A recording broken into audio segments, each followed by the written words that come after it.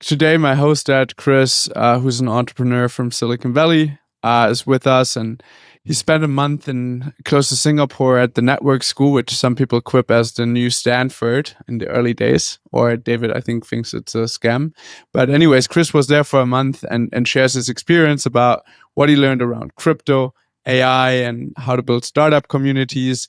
And then in the second part, we become a little bit more philosophical. So Chris, has been an entrepreneur for 50, 60 years. He's like 85.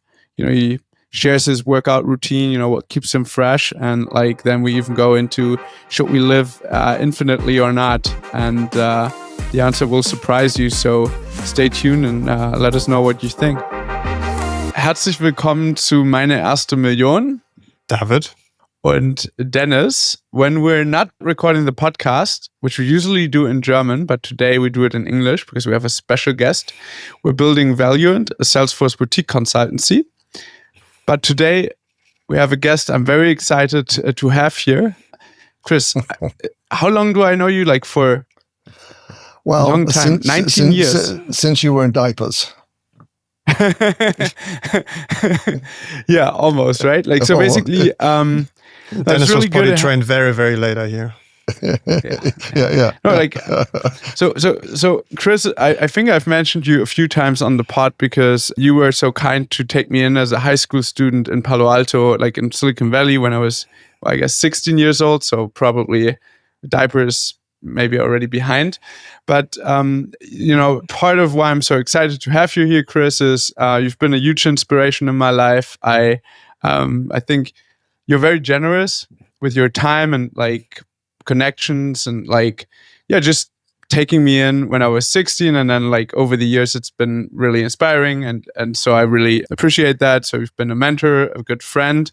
And also, we can't see it, but can I share your age? Is that okay? Of course, yes. If you know it. It's 54, right? 54, yeah, right?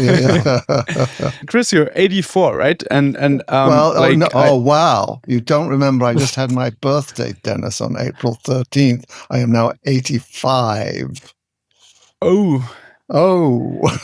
Apologies. No, apologies. Okay. But actually, I feel like you're more energetic and doing stuff than most people are ever in their life. And that's really, really cool. And I hope, I'll get a little bit of that energy when hope to get to your age at some point. Really cool to have you here. And basically, how did this come together, right? Last week, I got a call from you, Chris, and you said, hey, we got to talk about network school. So David, do you know what network school is? As I understand it, network school is the thing that Balaji did to promote his network state conspiracy theory to the wider world, right? Yeah, without the conspiracy, it's very good, David, but you like to take hot takes, so okay, yeah, go on. And so a network state is Balaji Srinivasan's take on how governments and or states should develop based on enabled by blockchain technology. But this is as far as I've engaged with it. Don't really believe it, but I'm happy to be convinced otherwise. And I hear you've been there, Chris. I have been there, and I would not say that I am, I'm not a convinced person by it.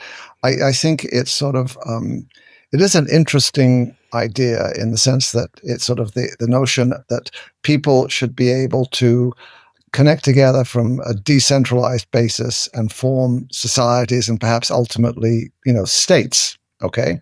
And so there are some intermediate paths there to where they have the notion that if you have Dennis and David and a lively group of their peers who wanted to charter a piece of property that was let's say in Guinea-Bissau or somewhere like that. Guinea-Bissau is such a derelict state at this point that they'd be happy to have you come, and they would be happy to give you a charter that would cover, 250 hectares, and you'd be able to have your society formed upon your own terms of people who were compatible with each other. Okay, that would be an intermediate point. But I think it is kind of, I agree. For me, it was overly, it's overly simplistic. Yeah, it is.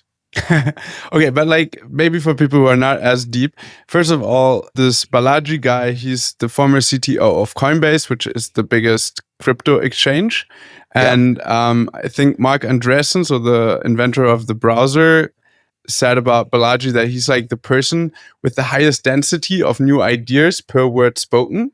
So I guess someone who has a lot of original ideas, not just any ideas, but original ideas. So Balaji is a guy who has interesting ideas. And that's kind of what I appreciate about him and like engaging with some of the stuff he puts out into the world. And one of those ideas, the network state that you talked about, but specifically now there's the network school, right? Which I think is set up near Singapore, and you can go there for a month or for a full year.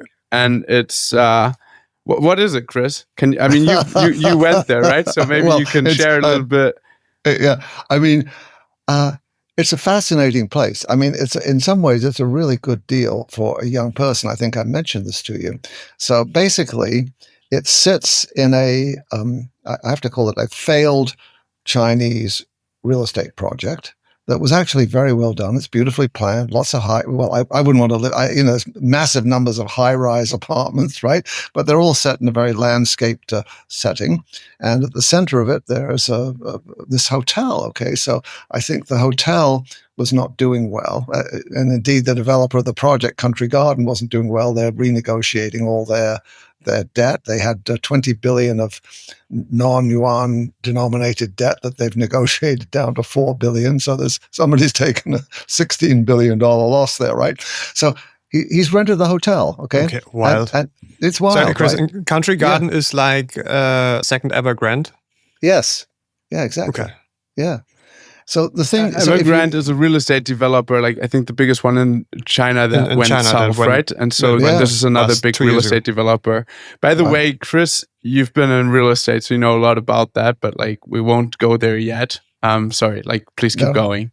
So basically, I mean, for a young person, okay, I mean, whatever, 20, 30, there were people who were older, not many people a lot older than that. I was the oldest person. There were a couple of maybe 50s and 60s, a few 40s, but mainly 20s and really early 30s. So if you were staying in this hotel, it was in Hawaii or some nice resort area, this is a $700, $800 a night hotel, right? And so you can stay there for a month. If you want your room to yourself, it's $3,000, and that's daily room service. There's full board. There's a fantastic exercise gym with a guy running training sessions every day. And they have good speakers turn up and good workspaces. They had the guy, Vitek, who's the head of Ethereum, came while I was there, talked. I couldn't understand a thing the man was saying, but it was... Vitalik Buterin, the guy from Ethereum. Yeah. And actually, for me, again, here's the problem of age. I mean, I'm in this room, and of course... I didn't realize everybody was so enthusiastic. I turned up there 10 minutes ahead of his talk. Every seat was taken, some of the real back of the room. And I have reached this age where when you go to get your hearing tested, they tell you, oh, your hearing is normal for your age. Well, that doesn't bloody help when you're trying to listen to somebody in an auditorium who's talking, right? It just doesn't work. So I couldn't hear what he was saying. They had that kind of thing. And then lots of hackathons and learnathons. And so actually a very good environment for somebody who wants to sort of get themselves going. And as I say, if you're willing to share a room, it's $1,500. So it's like, it's a cheap bloody place to live.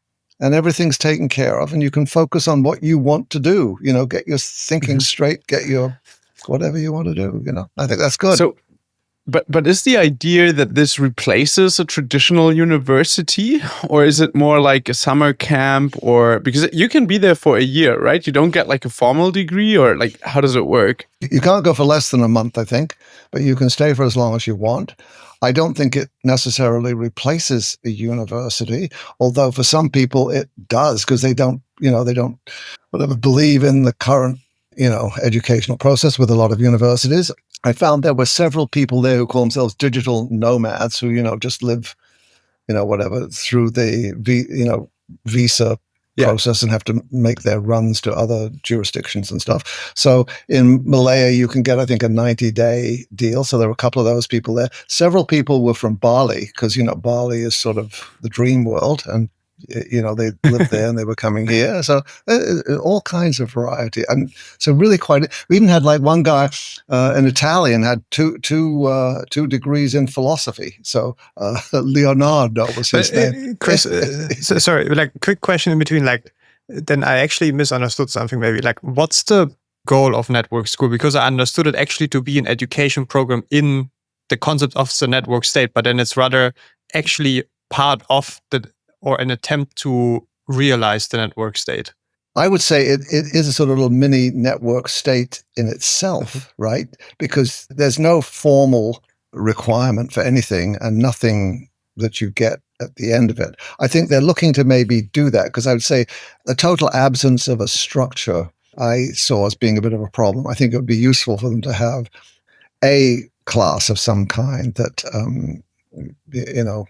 covered some basics, but they don't have that at this point. And that's because they only just started it, 6 months ago. So they're trying to figure out what exactly it should be and what exactly it should provide at this point, But can we then take one more step back, namely to actually like go to a definition of what a network state is supposed to be? Like, what's that whole concept? What's the point? What's the whole concept? What's the underlying idea? It is the notion. This is as I understand, because I didn't get deeply into it either, David, from this standpoint. But the basic notion is that you could have, shall we say, a completely from the ground up society built where through the power of social networking and the internet, you, David, could found your state and say, hey, I want my state, my society to have these parameters, these rules, these standards, this culture, whatever you want to set as your 10 or 100 or 1,000 requirements. And then people can join that voluntarily, right? So do 10 people join, 100, 1 million, right? And that's the notion. So the state is not a geographic thing necessarily. It winds up being a societal thing of like-minded people that doesn't have necessarily geographic boundaries. Although, of course, then once you get to that, quite a few people start to say, well, then we need a geography within which we're going to be.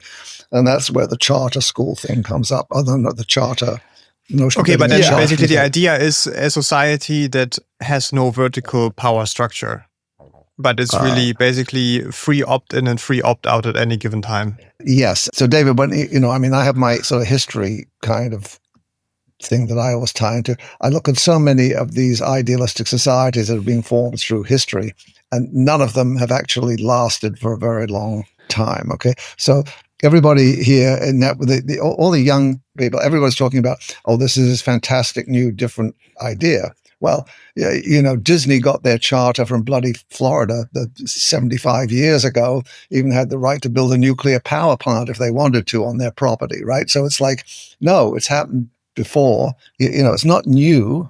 And when you look at them going back through, what was it called, New Harmony in Indiana back in 1830, the Port Sunlight in the UK, there's all these things. But I think ultimately culture and societies are very, very complex. And so, how you keep them together, how you have a power structure, set of rules is not simply achieved, I think, Yeah, like maybe to add to that, very impressive how you defined that. I always go back, there's this like the network state in one sentence. So there Balaji defines it as a network state is a highly aligned online community with a capacity for collective action that crowdfunds territory around the world and eventually gains diplomatic recognition from pre-existing states. So, which is, I think, pretty much along the lines of what you said, right? It's more about minds and like people who share a certain set of ideas and allowing them to collaborate and sort of then maybe eventually get recognized as a state.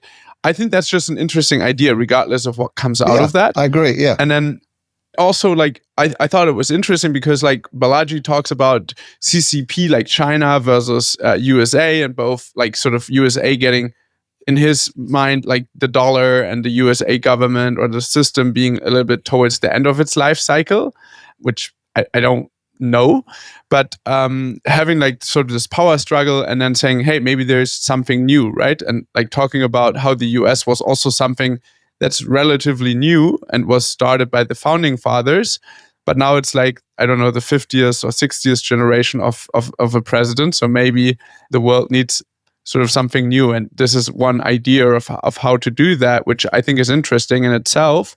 And then he talks about like how technology enables that, right? Like how crypto and the internet, because you can like connect people regardless of where they were born. Right, Chris, when you were born in the UK and then managed to go to California eventually, but with the internet, right, you can connect with someone in India who maybe shares some of your ideas, or someone in, I don't know, Ukraine, whatever, those kind of things. Yeah. And that's what I find interesting. And then the network school, I think, is one way of potentially spreading that idea. But I think it's also a little bit about, he talks about like startup nations. So basically helping to plant a seed for sort of a startup ecosystem. At least that's how I understood it. I'm not sure how much that played a role when you were there. But like Chris, you said you didn't engage too deeply with it. You're also not a believer in the system necessarily. So why the heck do you go for an entire month, you know, sort of leave your life behind in California and go to this little island of a failed real estate project close to Singapore and like spend an entire month there?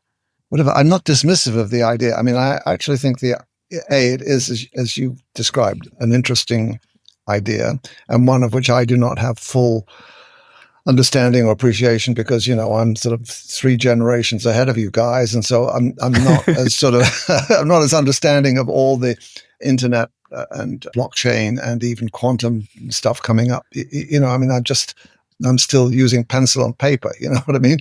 So there's a bit of that. But on the other hand, for me, I would say, even if it doesn't achieve that sort of ultimate objective, I do see that it has real potential for being a politically, socially, culturally influential way, when people can connect across different cultures and form, let's say, societies that share interests that they push for in whatever geographies or states they exist in right now. So I sort of like that idea of it. But then the reason I think I went was because I did want to learn more about it, number one, because I'm a very curious person in both senses of the word. I mean, I have curiosity about what's going on. I figured it was a place where there would be a lot of young people. And for me, one of the things that's interesting to me is, young people are going to create the new world in their own desires, and so it's worthwhile exploring that. And they also have a lot of ideas. And then specifically, when I got down to it very narrowly, I see so much stuff about, you know, blockchain and Bitcoin, or the various kinds of meme coins, that I thought, you know, I really don't understand that. I want to get some understanding of that too, you know. So there were sort of 3 levels of things for me. Okay, I'm not sure for the young people there if they sort of saw what I saw in that project, because basically it's a partnership between this Chinese company and the Sultan of Johor. Okay, the Sultan of Johor is a 40% partner; they're a 60% partner. Okay, so guess what they're doing now to revive the project? The government of Malaysia is sort of come up with all these sort of tax incentives, where if you're in this project, it's a tax-free zone, so you can set up a company, you have, you know, 20 years of no tax, all that kind of stuff. So it's, okay, so that's interesting. So politically, the state of Malaysia wanted to bail out the Sultan of Johor and give him some opportunity to recapture whatever he's got invested in the project. And who knows how he originally is in the project. So, you know, so there's that angle. Nobody else there is interested in that, okay? But there was one guy there, an English guy, okay, who literally, in terms of, you know, what you're talking about, creating ideas. There was a woman there who was an accountant. She was a middle-aged lady. She sees the need to update all the accountancy protocols to be able to deal with blockchain. Okay, and she ultimately, actually, her view was that ultimately, you know, blockchain, Bitcoin, was going to become the central bank currency of the world. So she had a sort of visionary idea there. There was another guy, an English guy, so this idea was sort of seeded with him in the way that Balaji is talking about. He has this notion, he's been a pretty big VC guy in England. He said, I can walk down the streets in Davos at the World Education Forum. I can get billions of dollars to form one of these charter societies. There's lots of people interested in doing this. I'm thinking, wow, maybe he's, how would I know? But maybe he's right. There was another guy, a Spaniard, who was there, who just said, hey, there are all these Spanish hillside villages that are now abandoned. They'd be great places to have communities of like-minded people. He was just going to start with acquiring a single house to have co-living arrangement, right? And Balaji, he talked with Balaji about that. Balaji was saying he might invest in that. Okay, so there's sort of business transactions going on, and visionary down to sort of practical. So a lot of stuff here happening. So right. Yeah, no, 100%, right. And like, so I remember first reading about the network school, I think at, I actually know around August 18th, 2024, because I wrote about it in my newsletter, and I was very happy to get an email back from you. So I wrote about network school, and you're just writing back, dear Dennis, so when are we going to the network school? Yeah. August 20th. I'm just going to read this out loud, right? So this is Balaji's announcement about the network school, and he's just like, it is for those who believe in technology, harmony, internationalism, and capitalism. It's for those who want Silicon Valley without San Francisco.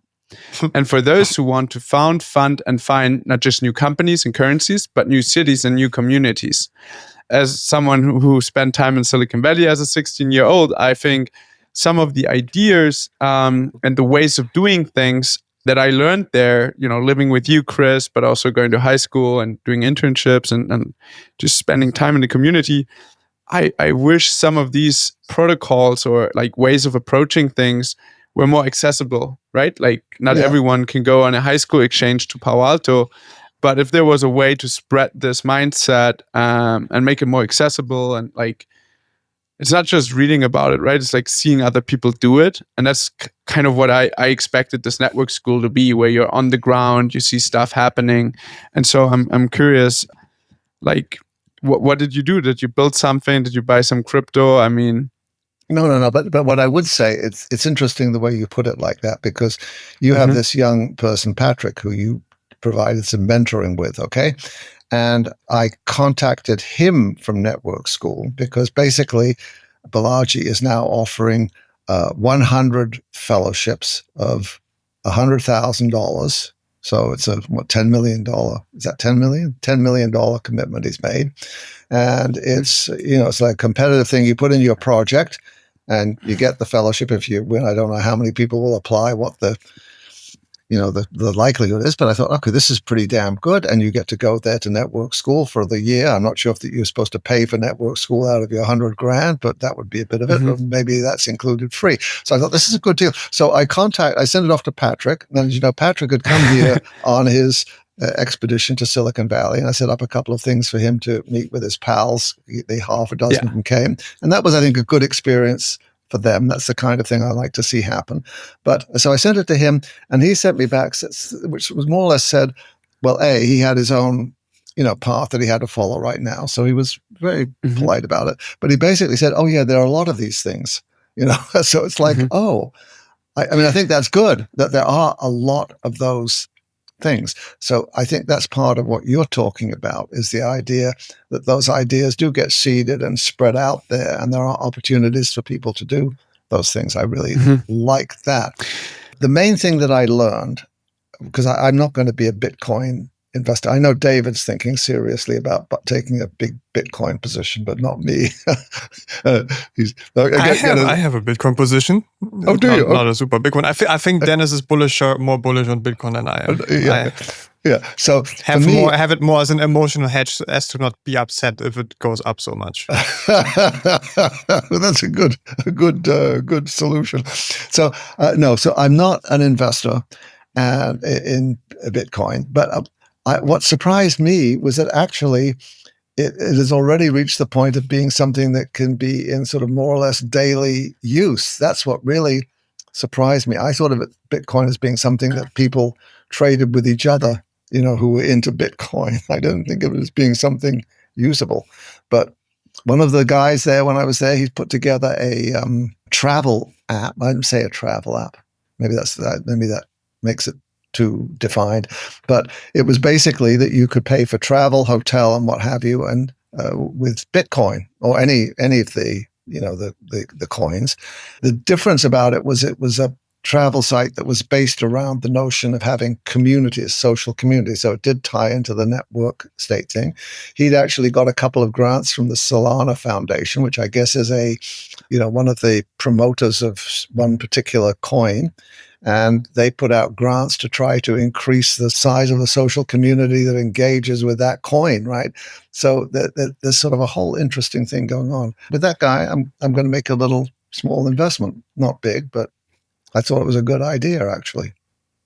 Maybe you guys would like to sign up. He's got a good catamaran trip going down in the Mediterranean in a couple of months. Wait. What's in the Mediterranean? What is it? Catamaran. He's going sailing. You go sailing. Are you going? No, not me. Good God, he is. No. Yeah. Okay, and I'm like, as I'm reading this, part of what they say, right? Who are they trying to attract? Like 3 groups of people: writers, artists, influencers, and filmmakers. Second group: trainers, athlete, coaches, and clinicians. Third group: founders, engineers, designers, and investors. Is that what you saw on the ground? Like, were people trying to start companies, like new companies?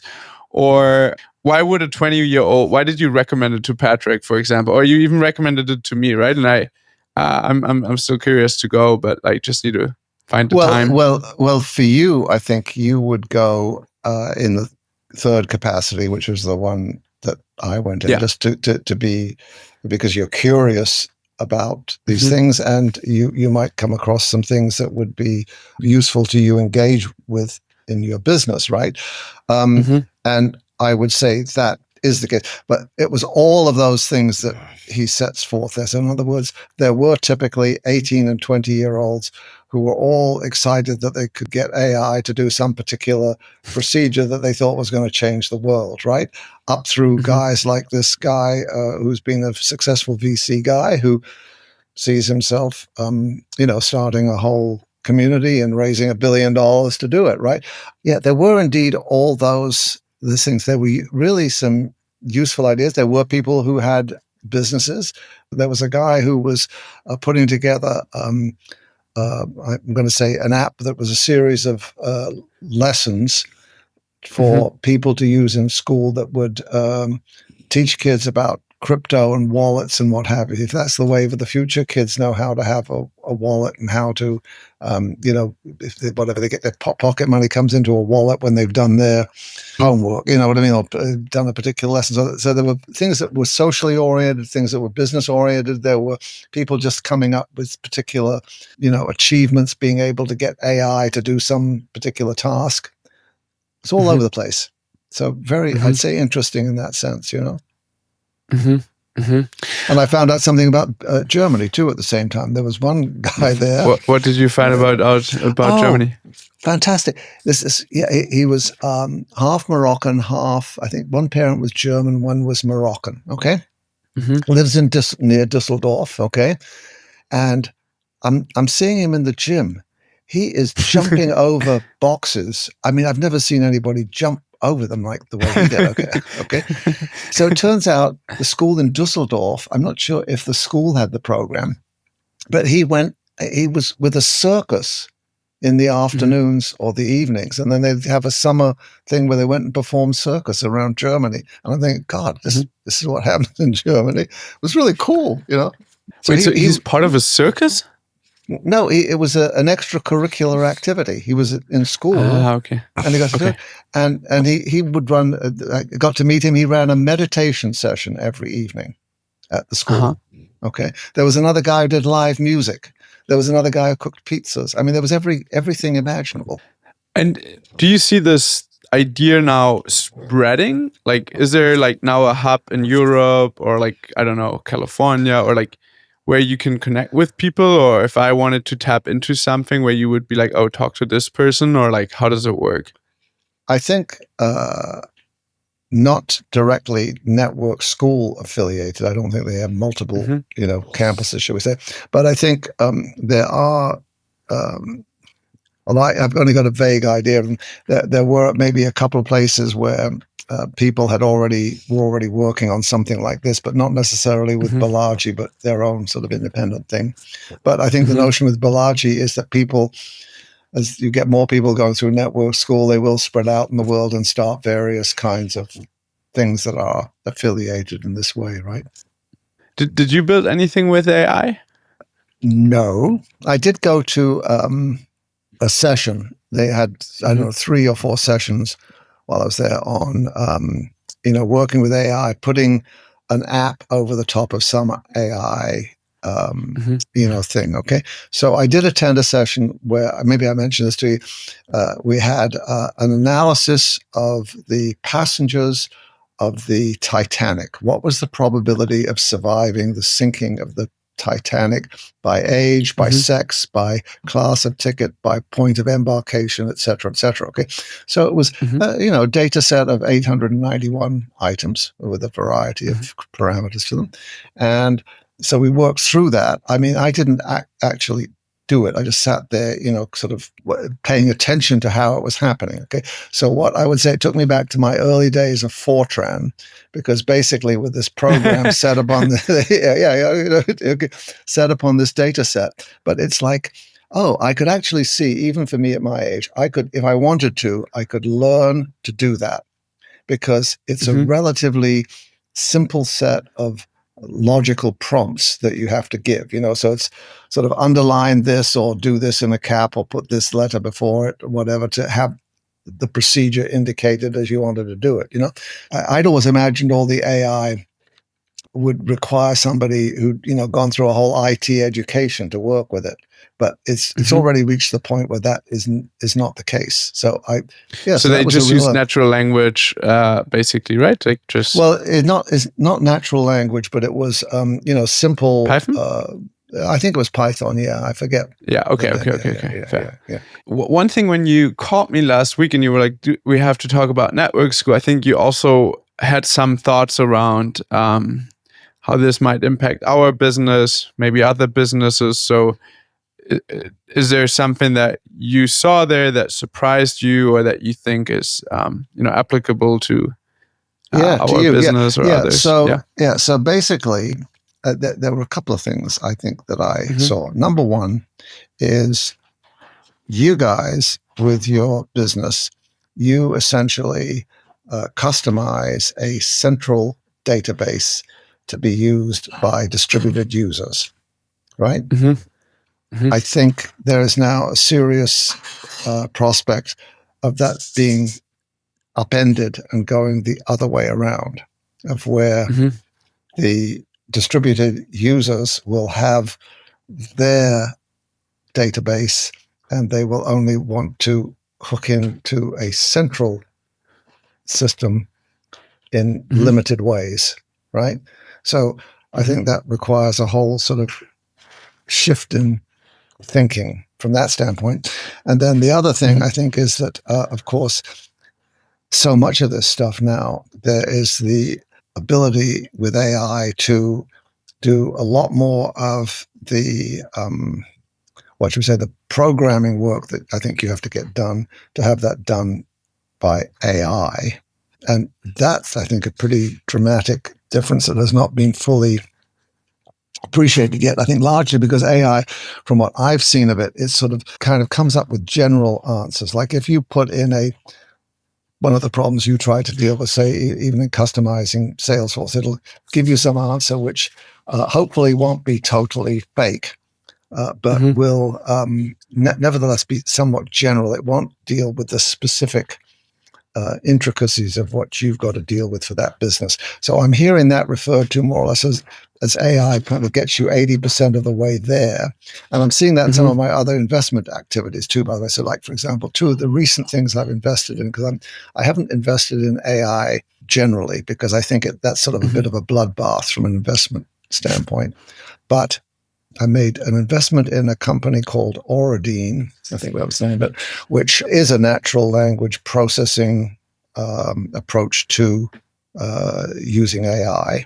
Okay. And I think that's a very useful, that's something I can imagine happen, particularly in small companies. I mean, if you're a big company, you've got an IT guy who can work all those problems for you, right? But if you're a small company, you still need to be able to do those things. You need to have some natural language connection. So I like that end. And at the other end, I've got an investment in a company called Rhoda, RHODA AI, which is actually developing, AI to manage robots. So they've got a general model that they've got at this point, but they're now going to, dig in further. So they've just gone through a really huge round, because I think some of these things are going to take massive amounts of capital. But that particular one takes it, but maybe Auradine is simpler. And so I think those things that, what should I say? I mean, to me, that's sort of, it's almost like if you go back to the beginning of sort of the stuff we have with laptops, right? Where you had Apple, who had a lot of things that were all in hardware, and then came Microsoft and had a software layer over it and virtually wiped Apple out. Okay, so I'm seeing we're at that kind of transitional point in my belief at this point. Let me try and unwrap that. So there used to be computers, hardware was like the game in town. Then Microsoft came and software, like that's how they made it big. Apple became a little bit irrelevant, then they came back eventually. But so software is where the value accrued. What's it now, and what do you think it'll be in the future? Like, what's that transition that you described, or can you go a little bit deeper? Well, I think there's so many layers to it. So there's big concern now about security, right? So if you got your stuff out, we're talking about in the context of AI all the time, right? Like just to contextualize this. Oh well, yeah, AI, your data, your information. What I mean, I don't know that I'm, what should we say, fully formed on this, or that I would ever get fully formed on this. But just it's the notion for me that, I mean, AI is one of the elements that's coming in here, right? That is changing things, and it's a very significant thing. On the other hand, I think we haven't really seen its impact yet, because it really has not yet been fully implemented in terms of working with enterprises. We can use it for kind of fun stuff, right? Well, maybe some serious stuff, but you know what I mean? It's just not fully integrated. It's 80% of the way there, I'd say, rather than 100%. So, and actually I did an experiment with it, because I ran a poetry evening at Network School. Okay. Because I thought, okay. You ran a poetry evening? Yes. Okay. Because I thought, here's all these guys who are also super nerdy, techie, looking at their screens. They need to do something that's a bit creative. Okay.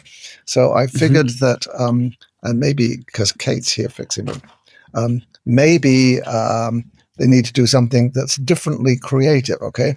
So I thought, okay, since they're nerdy guys, maybe I should give them the option. They don't have to write the poem. They can do it to where they can write it with AI. Okay, so I thought, then after I did that, I thought, well, okay, I'd better do some AI poems myself, because what happens if you do this? So I did. And I'm amazed what it came up with. It came up with fantastic poetry. Absolutely. Really? Yeah. Okay. People like to slam dunk on AI poetry, but like I'm not a poetry expert, so. Well, no, I thought it did really. Did it touch your soul, Chris? Did it touch your soul? Well, no, but it's sort of interesting, because it actually, I think it's a very revealing thing for people. Okay, so I think AI is part of it. Okay, the other part of it was, I think, from a hardware standpoint, I think, all the laptops and stuff, their capacity for data has increased massively to where you don't need to put it on the cloud. Number one. Number two, if it's on your machine, it's less subject, I think, to being hacked or stolen or diverted in some way. So I think even if that's actually not maybe totally true, I think that's a feeling people have. They'd rather keep their data to themselves more and more, to their company more and more, right? So I think that's a trend, right? Well, I think it depends somewhat, maybe philosophically, whether you believe in centralization or decentralization. To me, something that you build from a decentralized basis is preferable to something that comes from a centralized thing that is adapted to you, right? Because it's more specific to what your requirements are. So I'd say I see at least those three sort of trends that push it that way. For example, okay, here's one thing that I came across that I found very, very interesting, is the notion, this goes back, again, here comes an old model. This is the benefit of history. You guys will not know this time, but the original moved to photocopying was a company called Xerox. You probably know that name. Okay. And originally they did not sell equipment. They put a copier in your premises and they collected by the number of copies you made. Okay. So it was a very easy way of transitioning into something where instead of using carbon paper to make copies, you had actually something that made a really nice copy that didn't involve lots of crappy sheets of paper that you had to use for carbon paper copies. Okay, so I came across a company that I'm finding actually quite interesting that will actually set up all your company systems without any charge. Okay, zero. They'll do it all for you. Your billing system, your payroll, whatever, order processing, inventory management, you just name it. They'll do the whole thing for free. Okay. And then they charge you for is by page of output from the system. Okay. I mean, that seems like a reversion back. But on the other hand, I think for a company, it's like, oh, wait a minute. If instead of somebody coming in with SAP or something like that, or Oracle, and I've got to have something where they've got all my information and my system's got to conform to their requirements, and it doesn't quite do it in quite the way I want, but it's okay. I think that's what I see as being the difference, is being able to say, no, I get my system set up the way I want, and I can hook into either Oracle or SAP or whoever I want, right? So, Chris, what else are you doing these days? Like, what's currently exciting you? You guys both know that for the last, actually, you maybe don't remember how long it is, but I've been working on this biologics processing thing for 2 years. Okay. And it's taken us that long to get to the point where we now have a very detailed memorandum of understanding with one of the pharmaceutical companies that have not been able to process their biologics. This is not your traditional real estate thing. It's something new, right? And so you invested in it. That's how you initially got involved, right? And you're not just investing, you're also actively working in it, or what's the deal? Well, I'm not actively working in it. I mean, I'm actively supporting it. Originally, I did it, which is I've done sort of other investments where I just invested a specific amount. And it's going to be a sort of, I'd say, a relatively passive investor, even though the investment itself is not passive in the sense that investing in a mutual fund or a publicly held stock would be passive, right? So like it'd be more like a VC thing or a hedge fund thing. So I did invest in it, and then for a variety of reasons, that involvement expanded, and I wound up, providing some continuing finance as we've gone along. And so now we've reached that point, which means we're sort of, I think, at the beginning of the end. I mean, because it looks like we've got something that's really coming together. Now, it still may not. I mean, it's not done till it's done. But I'm pretty excited that that's there, because it's been quite a complex path, and I think it obviously illustrates the thing that I think is almost universally true, which is that you always underestimate the time it takes to get something done and the amount of money it takes to get it done. So I can't say I was particularly prescient about what it would take to get to this point, but there we go. Okay. And I didn't mean to sort of jump on from the real estate, but the real estate stuff, I mean, I'm still excited by my real estate activity. Okay. We do have good stuff going there with the reimagining of various real estate things. But real estate is sort of, it isn't the challenge for me that something like oxymolecular is, where it takes, more thought to figure out what's going on, how you strategize, or how you get involved in it. Because basically, as I say, I'm not doing day-to-day stuff, but it does involve, making a lot of decisions about, who you're doing business with, right? And what their character is, right? Because mainly, most of the investment things, just as, by the way, for you two guys being partners, I mean, who are you in business with, right? I mean, that's the most important thing, more important than the business you're in, or anything else, right? It's, do you have trust? Do you have integrity? Do you have perseverance? Do you have judgment? All those things you've got to figure out about who you're in with. So, I kind of like that. So, as I say, I sort of, as you can tell, I'm a bit intrigued with this notion of the change coming about in business with respect to decentralization versus centralizing. So I may look around for something to get involved in there, but I haven't figured out exactly how or what that would be. I don't think I have the ability to, come up with something from scratch, but I'm thinking maybe I might find a company that I could do some sort of strategic partnership with or something like that, That's Chris, so one more general question, right? Like, I mean, I also know you now for a bit, not as long as Dennis and you know each other, but you're now 55 plus 30. You've made a lot of money, lost almost all of it, made a lot of it back. Should do a separate episode on that wild story. Yeah. You are, as I understand it, you could be comfortable. Why not just travel the world, fly business class everywhere, enjoy seeing stuff? Why do you still do this? Why do you still grind it out? What's the motivation? I suppose they're kind of different answers. Answer number one would be because I love it, right? I mean, I enjoy it, right? I need to be doing it. It's food for me, something like that, right? And I do have other activities that I like, but if I was just totally indulging myself, I would feel a bit guilty, I mean, I think there's a bit of that.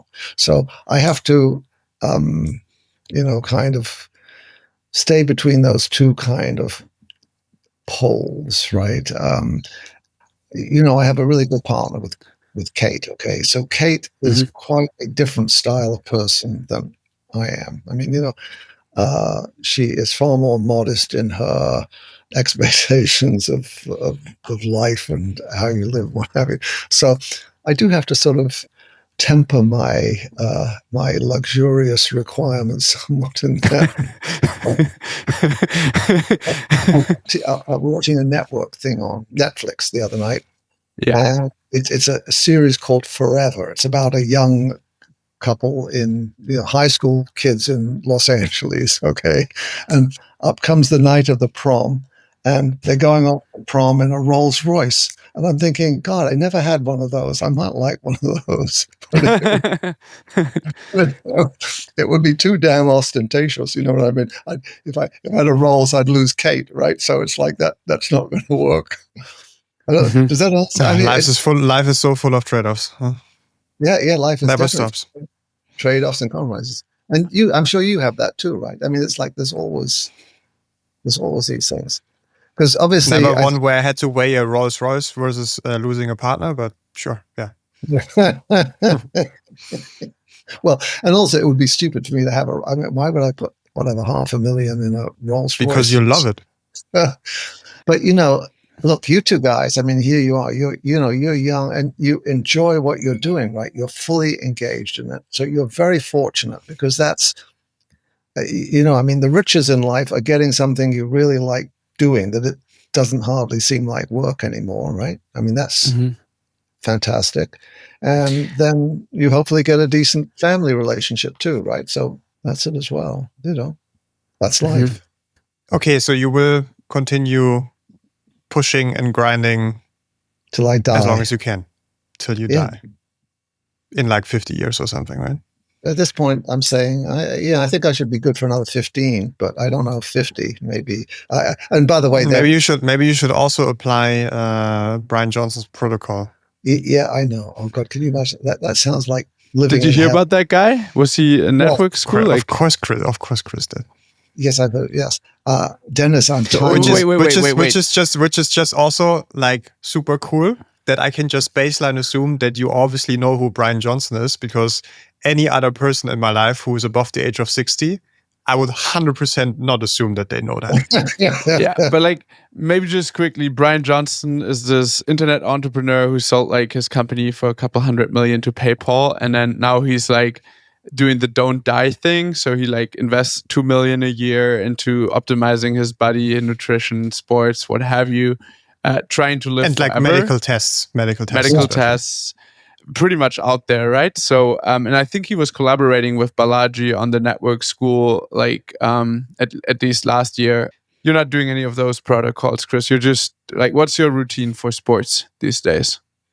Well, I'm working out 5 days a week, but I mean, so I do three, kind of weight things and 2, kind of cardio things a week. Yeah. So, I mean, you guys know that. I mean, this is basic fundamental stuff. To have your brain working well, you need to have your body working well, right? So you got to do something physical. Frankly, I think the notion of eternal life is horrendous because it's like when you think of it, most of your life, the challenge and both the satisfaction relates to having to do something within a specific period of time, right? It's like forever to get something done, you'd never bloody do it, right? Why would you do it if you had forever? Right? Yeah, but we impose ourselves artificial deadlines for all kinds of shit all the time. And we even manage to convince ourselves that these artificial deadlines are actually not artificial, but real. And then we live off them.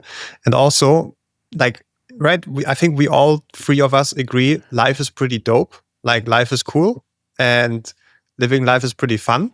And like meaningful in itself, enjoyable, blah, blah, blah. So why wouldn't you want to have more of it? And ideally infinite of it.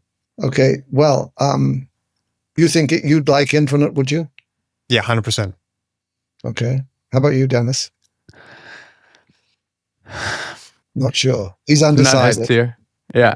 Yeah. So I think if it was infinite, it would not be so enjoyable because then there would be no forcing function.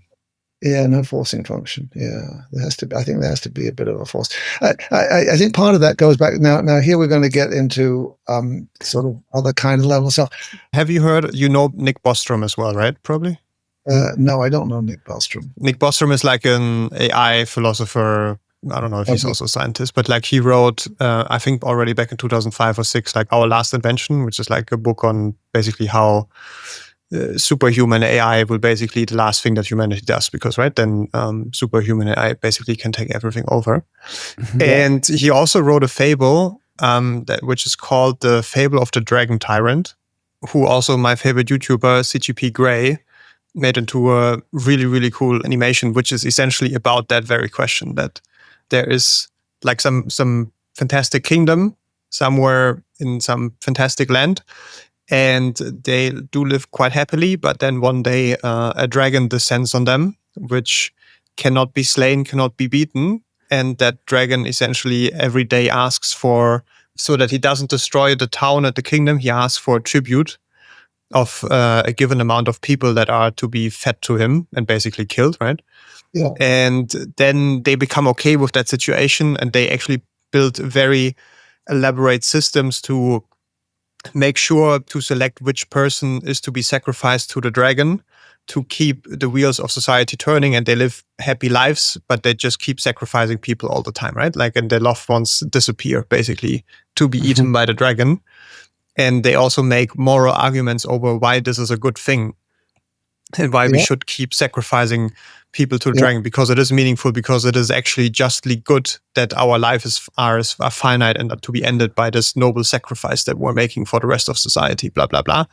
Until at some point there's a change of heart, and like some kid cries, well, but it's stupid, we shouldn't do this if we can avoid it. If we can get our hands on the technology to slay the dragon, and obviously we should be doing that.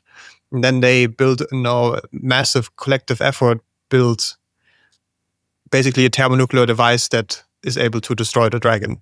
Okay. And then they kill it, right? Which, I mean, obviously there was a very poor narration of it, but you should watch the video or read it. Yeah, obviously. But I buy that. Thank you for the thing. And if you would be so good as to just text me the title, I will. Okay. However, here's what I would then say, though, in response to that. Okay. So, number one, I think that when we look at the laws of physics, which we may be in error, we may not know enough, but certainly everything is entropic, whether it's us, whether it's the universe, whatever it is designed for chaos in the end, right? Everything has a finite existence from a physical standpoint. So there is no way of avoiding the physical end of the whole universe that we live in. Now, it may be, as some philosophers posit, that there are other universes that are behind, under, or around, whatever, in our universe, but that's unknowable at this point. So then you go to the, shall we say, the philosophical religious, and I would say the philosophical religious, for me at least, is that, hey, here we are, we live in the now. Here we are talking with each other. In that sense, at any point in time, we can experience, and we are experiencing everything there is to experience. So I think if you go up with the concept of infinity, you do not need to sort of be in the now. That's the problem with it. Is like, to be in the now, you have to release all these notions of desire that you have for things that you cannot have, right? Or even for things that you... Yeah, I mean, I get the general gist of the argument. Yeah, sure. Yeah. So, but on the other hand, maybe... But this is a choice, Chris. Because, right, the Dalai Lama also says about our current existence, right, that man lives like he is never going to die, and then he dies having never lived, right? Because people always live for the future, live for the next day, for whatever future that is. But it's a choice to live right now in this moment and enjoy it or not. And regardless of whether there's a finite timeline or not, like, I get the argument that if there's an infinite timeline, you have much less pressure to actually enjoy it now, but it's still ultimately a choice. I agree with you. It is ultimately a choice. And certainly one of the things I would say just more generally about the way things are in everything, we just don't want to have homogeneous choice where everybody thinks the same thing, agrees the same view, what have you. I think part of what makes things work is having a variety of ideas, even contesting and conflicting views. We kind of need that, I think. I guess the debate is not settled. Let's maybe switch gears, or is there anything else that wants to come out right now? No, I think this was really, I am privileged to have had the opportunity to be speaking with you gentlemen this morning. I really, really appreciate that. So don't edit that out of the whatever you do with the edit. We shall talk some more, because I think the stuff about how the future goes, even for value end, I think is worth considering a bit. I mean, you may disagree with what I see about how things are changing, but I think it's something worthy of you considering, and perhaps you are already considering and thinking about at least how you, should we say, hedge against that prospect, right? I think that's worth thinking about. Hey, thanks very much, Chris. Thanks, David. Thanks. That's the pot. If you enjoyed the show, please share it. Let us know. That's always amazing. And make sure to subscribe so you don't miss any episode. And please leave those 5-star reviews. They're super motivating and obviously help other people to discover the show. If there's something you found useful, share it. Yeah, thanks so much for giving us the gift of your time. And I hope you got something useful out of this. Thanks, everybody.